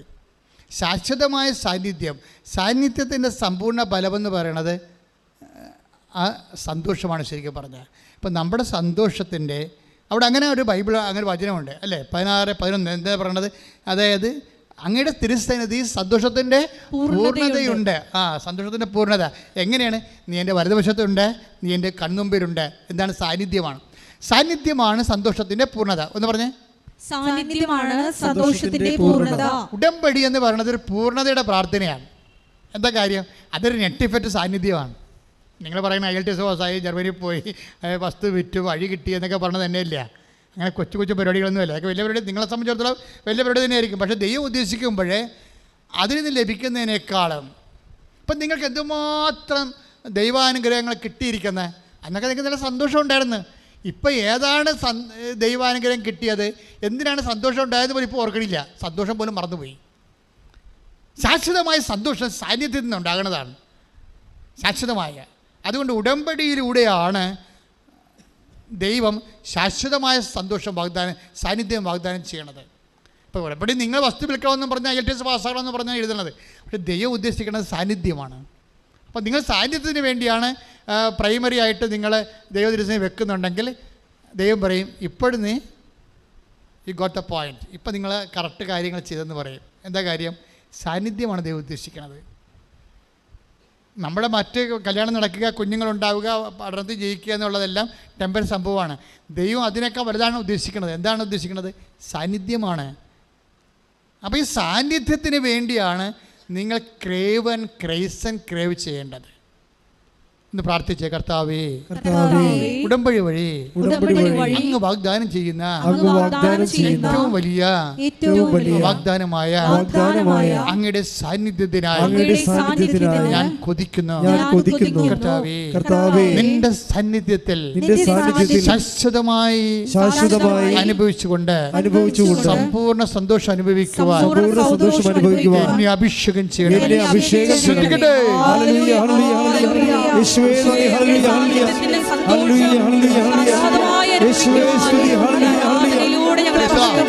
അപ്പോസ്തല പ്രവർത്തനം 2:28 എടുത്തേ. അപ്പോസ്തല പ്രവർത്തനം 2:28. ജീവന്റെ വഴികൾ, പറഞ്ഞ ജീവന്റെ വഴികൾ അവിടുന്ന് എനിക്ക് കാണിച്ചു തന്നു. തന്റെ സാന്നിധ്യത്താൽ അവിടുന്ന് എന്നെ സന്തോഷഭരിതനാക്കും. അപ്പോൾ സാന്നിധ്യമാണ് സന്തോഷം. ഉടമ്പടി നമ്മൾ വെക്കേണ്ട പ്രധാനപ്പെട്ട കാര്യം എന്താണ്? സാന്നിധ്യമാണ്. കാര്യം കഴിഞ്ഞ ദിവസം ആൻ്റണി എന്ന് പറഞ്ഞൊരു മനുഷ്യൻ സാക്ഷ്യം പറഞ്ഞു. തൈക്കാട്ടുശ്ശേരിക്കാരനാണ്, എൻ്റെ ഇടവക്കാരനല്ല. ഞാൻ അവിടെ 2 ഇടവക ഉണ്ട്, ലാറ്റിനുണ്ട്, സിറിയൻ കാത്തലിക്കുമാണ്. ഇപ്പോൾ സിറിയൻ കാത്തലിക്കിലൂടെ വലിയപ്പൊരു സാക്ഷ്യം പറഞ്ഞു വിടാം. തൈക്കാട്ടുശ്ശേരി എന്ന് പറഞ്ഞുകൊണ്ട് ഞാൻ ശ്രദ്ധിച്ചത്, അപ്പാപ്പന് ഒരു വലിയപ്പനാണ്. പിന്നെ ഹൃദയാഘാതമാണ്, 5 ബ്ലോക്കുണ്ട്. ഇപ്പോൾ അതിൻ്റെ ഓപ്പറേഷൻ എന്തോ കഴിഞ്ഞു. പക്ഷേ എന്നിട്ടും നെഞ്ചുവേദനയ്ക്ക് മാറ്റില്ല. വീണ്ടും സ്കാൻ ചെയ്തപ്പോൾ 5 ബ്ലോക്ക് വേറെ ഉണ്ട്. പുള്ളി പെട്ടുപോയി. ഡോക്ടർ പറഞ്ഞു, നിങ്ങൾക്ക് 5 അടി കൂടി നടക്കാൻ പറ്റത്തില്ലെന്ന് പറഞ്ഞു. അവൾ ഇരിപ്പുകാരനായിപ്പോയി, വേദനയും കൊണ്ട് ഇരിപ്പുകയാണ്. അപ്പോൾ ഉടമ്പടി എടുത്തു കഴിഞ്ഞപ്പോൾ പെട്ടെന്ന് ഈ മനുഷ്യൻ്റെ മുമ്പിൽ ഒരു സ്വരം, ആൻ്റണി എഴുന്നേറ്റ് റോഡിലേക്ക് വരാൻ പറഞ്ഞു. ഉടനെ ആരാണെന്നറിയാൻ പറ്റില്ല, ആരില്ല, സ്വരമാണ് ഉള്ളിൽ നിന്ന് കേൾക്കണത്. അപ്പോൾ പുള്ളിക്കാരൻ പറഞ്ഞു, എനിക്ക് നടക്കാൻ പറ്റത്തില്ല, ഡോക്ടർ പറഞ്ഞിട്ട് നടക്കരുതെന്ന് പറഞ്ഞിട്ടുണ്ടെന്ന്. പിന്നെ ആൻ്റണി എഴുന്നേക്കുക എന്ന് പറഞ്ഞു. ഉടനെ പുള്ളി കട്ടറിന്ന് എഴുന്നേറ്റ് റോഡേ വന്നു. അപ്പോൾ ഒരു 30 മീറ്ററായി. റോഡേ വന്നു കഴിഞ്ഞപ്പോൾ പിന്നെ കാര്യം വേദന ബ്ലോക്കുള്ള ആളാണ്. പിന്നീട് ആൻ്റണി പടിഞ്ഞോട്ട് നടക്കാൻ പറഞ്ഞു. പിന്നെ റോഡേ കൂടി പുള്ളി പടിഞ്ഞോട്ട് നിങ്ങൾക്കറിയാം, ഞാൻ അവിടെ ഇരുന്ന പാലമാണ്, വലിയ പാലമാണ്, പാലത്തിൽ കയറണം. അപ്പോൾ ഹാർട്ടിൻ്റെ പ്രശ്നമുള്ളവർക്ക് പാലത്തിൽ കയറാൻ പാടല്ലേ. ആൻ്റണിനെ പാലത്തേക്ക് ഇറക്കിയിട്ട് ആൻ്റണി നടക്കാൻ പറഞ്ഞു. ഇതെല്ലാം ഇങ്ങനെ സ്വരം കേൾക്കും, നടക്കൂ പേര് വിളിച്ചാൽ പറയണത്, ആൻ്റണി നടക്കൂ. ആൻ്റണി നടന്ന് തൊറൂർ കവലയെത്തി. അപ്പോൾ എത്രയായി? 5 കിലോമീറ്ററായി. വീട്ടിൽ നിന്ന് 5 കിലോമീറ്റർ, 5 അടി പോരാൻ പറ്റാത്ത ആളെ പേര് പറഞ്ഞ് അവിടെ നിന്ന് വിളിച്ചെഴുന്നേൽപ്പിച്ചിട്ട് 5 കിലോമീറ്റർ നടത്തി തിരിച്ചു കൊണ്ടുവന്നാക്കി. ഇത് ഉടമ്പടിക്കേ പറ്റത്തുള്ളൂ. കാര്യം എന്താണ്? ഈ ഉടമ്പടി മാത്രമേ പാക്കേജ് ഉള്ളൂ. എന്താണ്? ഞാൻ നിൻ്റെ കൂടെ, I'll come with you wherever you go. അല്ലേ? നമ്മൾ ജോഷുവ 1:9 വായിക്കണില്ലേ? വായിച്ച്. ജോഷുവ 1:9. നിന്റെ ദൈവമായ കർത്താവ്, പറഞ്ഞ നിന്റെ ദൈവമായ കർത്താവ്, നീ പോകുന്നിടത്തെല്ലാം നിന്നോട് കൂടെ ഉണ്ടായിരിക്കും. കൈയടിച്ച് കർത്താവ് ശ്രദ്ധിക്കട്ടെ. ഇതുപോലൊരു വചനമാണ് മോസസിനോട് പറഞ്ഞിരിക്കുന്നത്. അതെല്ലാം ഉടമ്പടിയുടെ ആണി വചനങ്ങളാണ്. 33:14 പുറപ്പാട് പുസ്തകം. ശ്രദ്ധിക്കട്ടെ. ഹല്ലേലൂയ, ഹല്ലേലൂയ, ഹല്ലേലൂയ, ഹല്ലേലൂയ. യേശുവേ നന്ദി. ഹല്ലേലൂയ. പുറപ്പാട് 33:14. കർത്താവ് പറഞ്ഞു, ഞാൻ തന്നെ നിന്നോട് കൂടെ വരികയും നിനക്ക് ആശ്വാസം നൽകുകയും ചെയ്യും. ആശ്വാസം മാത്രമല്ലേ, ധൈര്യം നൽകും. എല്ലാ തരത്തിലും സന്ധിക്കും. അതായത് മറ്റേ മക്കൾ എന്തിനാണ് ഞാൻ ഇങ്ങനെ പറയണമെന്ന് വെച്ച് കഴിഞ്ഞാൽ, ഇപ്പോഴും ആൾക്കാർ ഉടമ്പടിയുടെ യഥാർത്ഥ കേന്ദ്രത്തിൽ ചെന്നിട്ടില്ല. ഇന്ത്യ വരെ, ആഗ്ര വരെ ചെന്നിട്ട് താജ്മഹൽ കണ്ട് പോകുന്ന പോലെ പല ആൾക്കാരും ചെയ്യിക്കുന്നത്. അപ്പുറത്ത് ഡൽഹി ഉണ്ടല്ലോ, തലസ്ഥാനത്ത് പോയിട്ടില്ല ആൾക്കാർ എന്ന് പറഞ്ഞ പോലെ ഒരു സംഭവം. ഉടമ്പടിയുടെ കേന്ദ്രമെന്ന് പറയുന്നത് സാന്നിധ്യമാണ്. ദൈവത്തിൻ്റെ ഏറ്റവും വലിയ കൊതി എന്താണെന്ന് അറിയാമെന്ന്, നമ്മുടെ കൂടെ സഞ്ചരിക്കുക, ജീവിക്കുക, സാന്നിധ്യം നൽകുകയാണ് ചെയ്യണത്. ബാക്കിയെല്ലാം അതാണ് ലക്ഷ്യം ദൈവത്തിൻ്റെ. നിൻ്റെ പ്രശ്നങ്ങളെല്ലാം ദൈവത്തിൻ്റെ മാർഗമാണ്. ദൈവത്തിൻ്റെ ലക്ഷ്യം എന്ന് പറയുന്നത് നിൻ്റെ കൂടെ, എൻ്റെ കൂടെ ജീവിക്കുക എന്നുള്ളതാണ്. അപ്പം നീ അതിന് പ്രാധാന്യം കൊടുത്താണ് ഉടമ്പടിയിൽ സെറ്റ് ചെയ്യണമെന്നുണ്ടെങ്കിൽ, കർത്താവേ നീ എന്നെ വിട്ടു പിരിഞ്ഞു പോകരുത്, എൻ്റെ കൂടെ ഉണ്ടാകണം. കഴിഞ്ഞ ദിവസങ്ങളൊക്കെ ധ്യാനിപ്പിച്ചപ്പോഴേ അപ്പോസ്തലന്മാർ സന്ധ്യയായപ്പോൾ കർത്താവിനോട് പറഞ്ഞു, എമ്മാവൂസ് ശിഷ്യന്മാരില്ലേ, പണപോക്ക് സന്ധ്യയായി. അപ്പോൾ യേശു മുന്നോട്ട് നടക്കുന്നതായിട്ട് ഭാവിച്ചു എന്നാണ് പറയണത്. അപ്പോൾ അപ്പോസ്തലൻ പറഞ്ഞു, സന്ധ്യയായി, നീ ഞങ്ങളോടൊത്ത് വസിച്ചാലും. തിരിച്ച് വിളിച്ചില്ലെങ്കിൽ ആ ഒരു പോക്കും പോകും. അതാണ് വിഷയം. സാന്നിധ്യം വിളിച്ച് ചേർക്കേണ്ടതാണ്, അല്ലാതെ ഓട്ടോമാറ്റിക്കായിട്ട് സംഭവിക്കുന്നതല്ല. അതിൽ നിന്ന് വ്യക്തമാണ്. ആ take the word of God ശ്രദ്ധിക്കട്ടെ. ലൂക്ക 24:29. അവർ അവനെ നിർബന്ധിച്ചുകൊണ്ട് പറഞ്ഞു, ഞങ്ങളോട് കൂടെ താമസിക്കുക, നേരം വൈകുന്നു, പകൽ അസ്തമിക്കാറായി. അവൻ അവരോട് കൂടെ താമസിക്കുവാൻ കയറി. നമുക്കൊക്കെ വരുന്നൊരു പ്രശ്നമുണ്ടല്ലോ, നേരെ എപ്പോൾ വേണമെങ്കിലും വൈകാം. 5 മണി വരെ 6 മണി വരെ കാത്തിരിക്കേണ്ട കാര്യമില്ല. രാവിലെ തന്നെ നേരം വൈകും. നമുക്ക് രാവിലെ തന്നെ എഴുന്നേൽക്കുമ്പോൾ തന്നെ കുഞ്ഞിന് കഴിഞ്ഞ ദിവസം കണ്ടില്ലേ, ആ കുഞ്ഞിന് ജന്നി പിടിച്ചിട്ട് അവൻ തളർന്നു പോയി രാവിലെ. അപ്പം തന്നെ നേരം വൈകി. അപ്പം തന്നെ അമ്മയുടെ സന്തോഷത്തിൻ്റെ അസ്തമയമായി. നേരം വൈകില്ലേ. അവളാണെങ്കിൽ കൊന്നെന്ന് പറഞ്ഞാൽ കൃപാസനത്തിൽ പോകത്തില്ല. എന്താ പോകാത്തത്? അനിയത്തിയുമായിട്ട് ഇടിയാണ്. അനിയത്തി പറയും, നീ കൃപാസനത്തിൽ പോ. പിന്നെ മാതാവിന് കാശ് കൊടുത്തിട്ടാണ് മാതാവിനെ ധ്യാനിക്കണത്. മാതാവ് ഞങ്ങളുടെ നാട്ടിലുണ്ട്, നീ അത് ആ കൃപാസനത്തിൻ്റെ കാര്യം നിങ്ങളുടെ പറഞ്ഞു പറയേണ്ട കാര്യം. കാര്യം ഈ പത്രവും ചിലരൊക്കെ സാധനമൊക്കെ പത്രമൊക്കെ വാങ്ങിക്കണ്ടേ. നമ്മളെ സ്വസ്ഥക്കാഴ്ച പോലും എടുക്കണില്ല. പിന്നെ പത്രം നമ്മൾ പുറത്തടിക്കണ കാരണം അതിൻ്റെ പൈസ വാങ്ങിക്കുന്നുണ്ട്. നമ്മൾ ഇനിയും അടിക്കണമല്ല. പക്ഷേ എന്താ പ്രോബ്ലം വെച്ച് കഴിഞ്ഞാൽ, അല്ലാതെ ഒരു സാധനവും സംഭാവനയോ സ്വസ്ഥക്കാഴ്ച ഒരു സാധനം നിങ്ങൾക്കത് വായിക്കണില്ലല്ലോ. ഇവിടെ ആരും വേണ്ടി നിൽക്കണ വില എഴുതി വെച്ചിട്ട് കുർബാന പണം എഴുതി വെച്ചിട്ടില്ല ഇവിടെ. ഞങ്ങൾക്ക് വേണമെങ്കിൽ ഒരു 30 ലക്ഷം രൂപ യൂട്യൂബിൽ നിന്ന് ഉണ്ടാക്കാം ഒരു മാസം. അത്രയും വരുമാനം മേടിക്കും. അത് വാങ്ങിക്കണില്ല. അത് എന്താ വാങ്ങിക്കാത്തതിൻ്റെ കാരണം വെച്ചാൽ ഇപ്പോൾ കാശയില്ലേ, കാശ അത് സ്വർണ്ണമാണെന്ന് വിചാരിച്ചോ, ആരെങ്കിലും വിൽക്കുമോ? അത് കൊടുത്താൽ കാശ് കിട്ടും വിചാരിച്ചിട്ട് വിൽക്കത്തില്ല. അത് കർത്താവിൻ്റെ തിരുരക്തം കുദാശ ചെയ്യേണ്ടതാണ്. അതിന് വിലയിടാൻ പറ്റത്തില്ല. അതുകൊണ്ട് ഞങ്ങൾ ഇപ്പോൾ വരെ എടുത്ത തീരുമാനം, ഇപ്പം നാളെ മാറിയിട്ട് ചിലപ്പോൾ എന്ന് പറയാം, അച്ഛാ ഇവർ ഇത് തന്നെ അവർക്ക് റീഫണ്ട് ചെയ്യച്ചാ. ചില വന്ന് ഉപദേശിക്കും, മീഡിയ മാൻ വന്ന് ഉപദേശിക്കും, നിങ്ങളുടെ യൂട്യൂബിൻ്റെ വരുമാനം കൂട്ടാൻ വേണ്ടി അവർ തരുന്ന പൈസ നിങ്ങൾ കാശ് വാങ്ങിക്കണ്ട, മറിച്ച് അത് അവർക്ക് റീഫണ്ട് ചെയ്യും. എന്നിട്ടത് യൂട്യൂബിൻ്റെ പ്രൊമോഷന് വേണ്ടി എടുക്കുക. അങ്ങനെയൊക്കെ വല്ല ചിന്ത ഇപ്പോൾ ഉണ്ട്. നമ്മൾ പൈസ 5 പൈസ വാങ്ങിക്കത്തില്ല, തിരിച്ച് കമ്പനിക്ക് തന്നെ അവർ പൈസ തരണ്ട. അതിന് ആ പൈസക്ക് അവർ നമ്മുടെ യൂട്യൂബ് പ്രൊമോട്ട് ചെയ്താൽ മതി എന്ന് പറഞ്ഞ് ഇപ്പോൾ മീഡിയ ഉപദേശകർ ഇവിടെ വരുന്നുണ്ട്. ഞങ്ങൾ അതിനെ പോസിറ്റീവായിട്ട് തന്നെ എടുക്കണത്. പക്ഷേ പ്രാർത്ഥിച്ച് മെസ്സേജ് എടുത്താൽ മാത്രമേ നടപ്പിൽ വരത്തുള്ളൂ. പക്ഷേ അതിൻ്റെ 5 പൈസ നമ്മൾ ഈ സ്ഥാപനം മേടിക്കത്തില്ല ഒരിക്കലും. കാര്യം അത് കർത്താവിന്. അപ്പോൾ അങ്ങോട്ട് തന്നെ എടുക്കുകയാണ്. നമ്മുടെ യൂട്യൂബ് പ്രൊമോട്ട് ചെയ്ത് പോകണമെങ്കിൽ ലക്ഷങ്ങളിലേക്ക് പെട്ടെന്ന് കർത്താവിൻ്റെ വചനം എത്തും. അപ്പോൾ നമ്മളതിനു വേണ്ടിയാണ് ഈ കട്ടപ്പാട് ഗുണം. നിങ്ങളെ കൊണ്ടൊക്കെ ഓരോ സ്ഥലത്തും പത്രമൊക്കെ കൊടുപ്പിക്കേണ്ട ഉദ്ദേശം എന്താണ്? കർത്താവിനെ അറിയാത്തവരെ അറിയണം, അറിഞ്ഞവർ ആഴപ്പെടണം. അതിന് മനസ്സുള്ള ആൾക്കാരെ സന്തോഷത്തോടെ ചെയ്യും, ദൈവം അവിടെ കൂടെ സഞ്ചരിക്കുകയും ചെയ്യും. അത് കൃത്യമായ അനുഭവങ്ങളല്ല നമുക്കുള്ളത്. എന്താ പ്രശ്നം വെച്ച് കഴിഞ്ഞാൽ, ഈ ഒരു വിഷയത്തിൽ നമ്മൾ ശ്രദ്ധിക്കേണ്ട ഒരു വിഷയം, ദൈവത്തിൻ്റെ മനസ്സിലിരിപ്പ് നമ്മുടെ കൂടെ സാന്നിധ്യം നൽകണമെന്നുള്ളതാണ്. പിന്നെ ദൈവത്തിൻ്റെ 2 മനസ്സിലിരിപ്പുണ്ട്. ഹിഡൻ അജണ്ട എന്ന് നമ്മളൊക്കെ നാട്ടുകാർ പറഞ്ഞ പോലെ 2 ഹിഡൻ രഹസ്യമായ ഗൂഢ മനസ്ഥിതിയുണ്ട്. ഒന്ന്, നമ്മുടെ കൂടെ നിത്യമായിട്ട് ദൈവം സാന്നിധ്യമായിട്ട് ചെയ്ത് ജീവിക്കണം.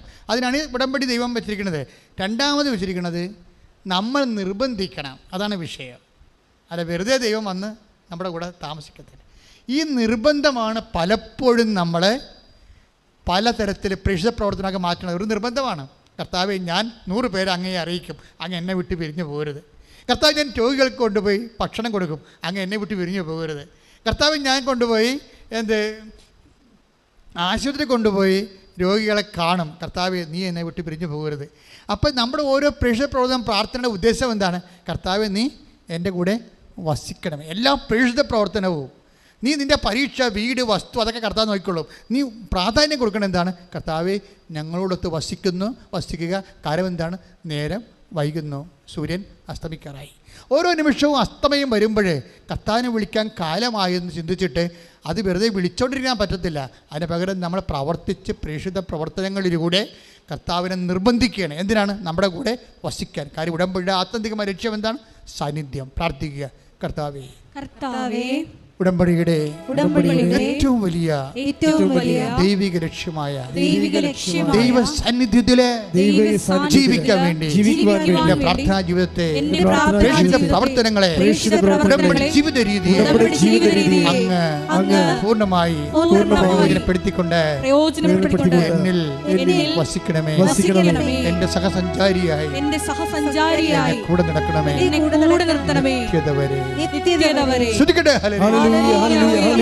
യേശുവേ നന്ദി. കൂടെ വസിക്കണമേ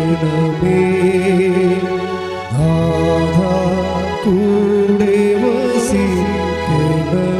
ഒരുമിച്ച് പാടുക എല്ലാവരും. നാഥാ കൂടെ വസിക്കണമേ നാഥാ, കൂടെ വസിക്കണമേ. എല്ലാവരും എഴുന്നേൽക്കുക. ഓരോ രോഗങ്ങളും പീഡകളും എല്ലാം അച്ഛൻ പ്രാർത്ഥിക്കുമ്പോൾ മക്കൾ ഇതുപോലെ പാട്ട് പാടണം. പ്രാർത്ഥന പാട്ടായിട്ട് നാഥാ കൂടെ വസിക്കണമേ. നാഥാ സമയം വൈകുന്നു, നാഥാ സൂര്യൻ മായുന്നു, നാഥാ സമയം വൈകുന്നു, നാഥാ സൂര്യൻ മായുന്നു, നാഥാ കൂടെ വസിക്കണമേ. ഒരുമിച്ച് പാടുക. നാഥാ കൂടെ വസിക്കണമേ നാഥാ, നേരമിരുളുന്നു നാഥാ, കൂടെ വസിക്കണമേ സൂര്യൻ മായുന്നു, സൂര്യൻ മായുന്നു ശ്രദ്ധിക്കട്ടെ. നാഥാ കൂടെ വസിക്കണമേ നാഥാ, സൂര്യൻ മായുന്നു നാഥാ, കൂടെ വസിക്കണമേ നാഥാ, നേരം വൈകുന്നു നാഥാ, കൂടെ വസിക്കണമേ. കർത്താവേ, നിന്റെ ഉന്നതമായ നാമത്തിന് സ്വസ്ഥം ചെയ്യുന്ന കർത്താവേ, മക്കളെ സ്തുതിച്ചോണ്ടിരിക്കട്ടെ. അച്ഛൻ പ്രാർത്ഥിക്കുമ്പോഴേ അപ്പാ, സ്വർഗീയ അപ്പാ, അങ്ങനെ തിരുമുറുവാർന്ന വലതുകരം, അങ്ങനെ തിരുക്കുമാരന്റെ തിരുമുറുവാർന്ന വലതുകരം ഇപ്പോൾ ജനത്തിന് മേൽ നീട്ടണമെന്ന് പ്രാർത്ഥിക്കുന്നു. അപ്പാ, അങ്ങ് പുത്രനായ യേശുക്രിസ്തു നാമത്തിലെ അപ്പോസ്തലന്മാരെ പോലെ ഞങ്ങൾ പ്രാർത്ഥിക്കുന്നു. അപ്പാ, രോഗികളായിട്ടുള്ളവരെ സ്പർശിക്കണമേ, അലജ രോഗികളെ സ്പർശിക്കണം. അപ്പം എത്രയോ മരുന്ന് കഴിച്ചിട്ടും ഒരു പരിഹാരമില്ലാതെ, ഡോക്ടറിനെ പോലും ഇനി എന്താണ് ചികിത്സയെന്ന് അറിയാതെ, ഇനി ആശുപത്രിയിലോട്ട് വരണ്ട, ഇനി എന്താണ് മരുന്ന് അറിയാൻ പാടില്ലാതെ ഡോക്ടർ പോലും ഞങ്ങളുടെ മുഖത്ത് നോക്കി ഉത്കണ്ഠപ്പെടുന്ന സമയങ്ങളിൽ ഞങ്ങളുടെ നേരം വൈകുന്നു. അപ്പാ, നാടാ ഈ നിമിഷം സൗഖ്യമായി, ഈ നിമിഷം കരുത്തായി ഞങ്ങളുടെ കൂടെ വസിക്കണമേ. ശ്രദ്ധിക്കണേ.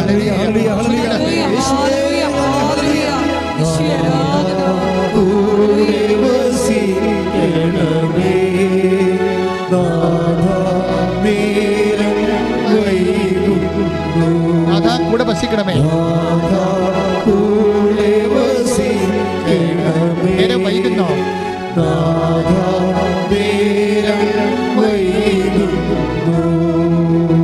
നാഥാ കൂടെ വസിക്കണമേ. നാഥാ സൂര്യൻ മായുന്നോ? സൂര്യൻ മായുന്നു. ശ്രദ്ധിക്കട്ടെ. ഹല്ലേലൂയ.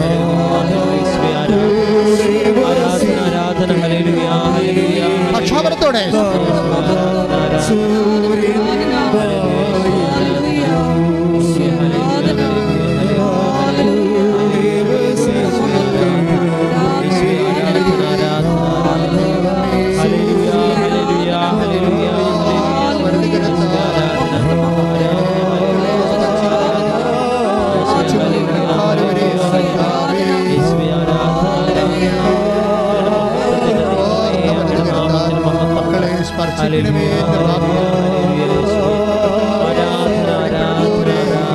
വൈദ്യുത ആത്മാരം പോലെ ദൈവികമായ ശക്തി ഓരോ രോഗികളുടെ ഓരോ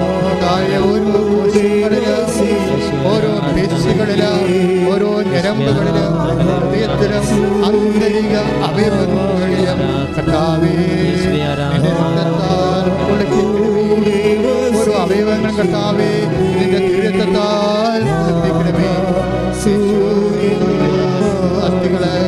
കോശങ്ങള്, അസ്ഥിക്കുഴകള്, കരള്, കശേരിക്കള്, പൈൽക്കോടുകള്, തലച്ചോറുകള്, കർത്താവേ, മാനസിക രോഗങ്ങള്, തീരാവേദനകള്, സിസ്റ്റ് രോഗങ്ങള്, പിസിഒഡി രോഗങ്ങള്, കർത്താവേ, ആൽസർ രോഗങ്ങള്, അൾസർ രോഗങ്ങള്, മക്കളില്ലാത്ത അവസ്ഥകള്, കർത്താവേ, എല്ലാ രോഗങ്ങളും കർത്താവേ നീ സൂക്ഷിക്കണമേ.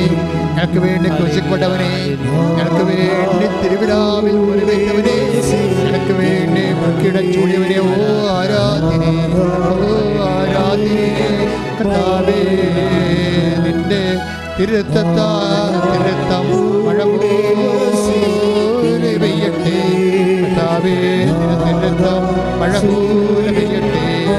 എല്ലാ കോശങ്ങളിലും കർത്താവിന്റെ തലം കെട്ട് നിൽക്കട്ടെ.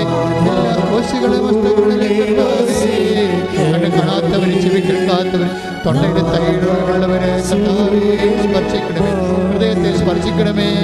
വലിയ രോഗികളെ, ശ്വാസങ്ങളുള്ളവർ കർത്താവേ, പണ്ട് രോഗികള്, അർജ് രോഗികള്, ത്വക്ക് രോഗികളെല്ലാം ഭാഷാപരത്തോടെ കർത്താവേ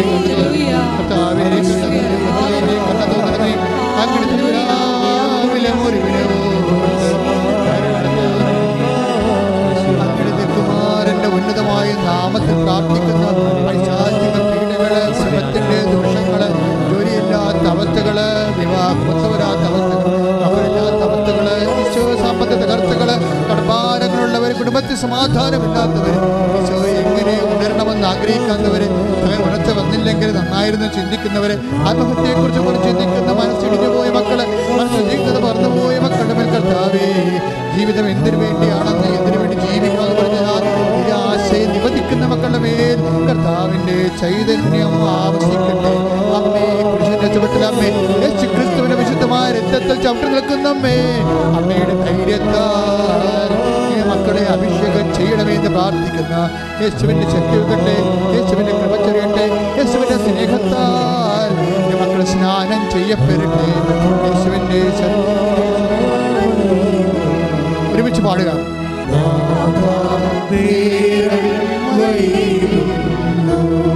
സൂര്യൻ താഴുന്ന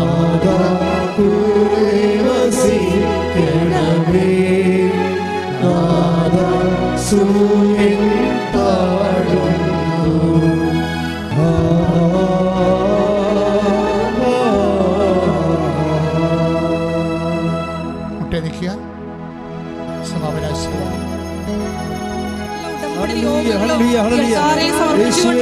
പ്രതിഷേധത്തിന് സാക്ഷികളാക്കി ഞങ്ങളെ ഉയർത്തണമേ എന്ന് പ്രാർത്ഥിച്ചുകൊണ്ട് ശിരസ് നമിച്ച് ദിവികാരുണ്യനാഥന്റെ ആശീർവാദം സ്വീകരിക്കാം.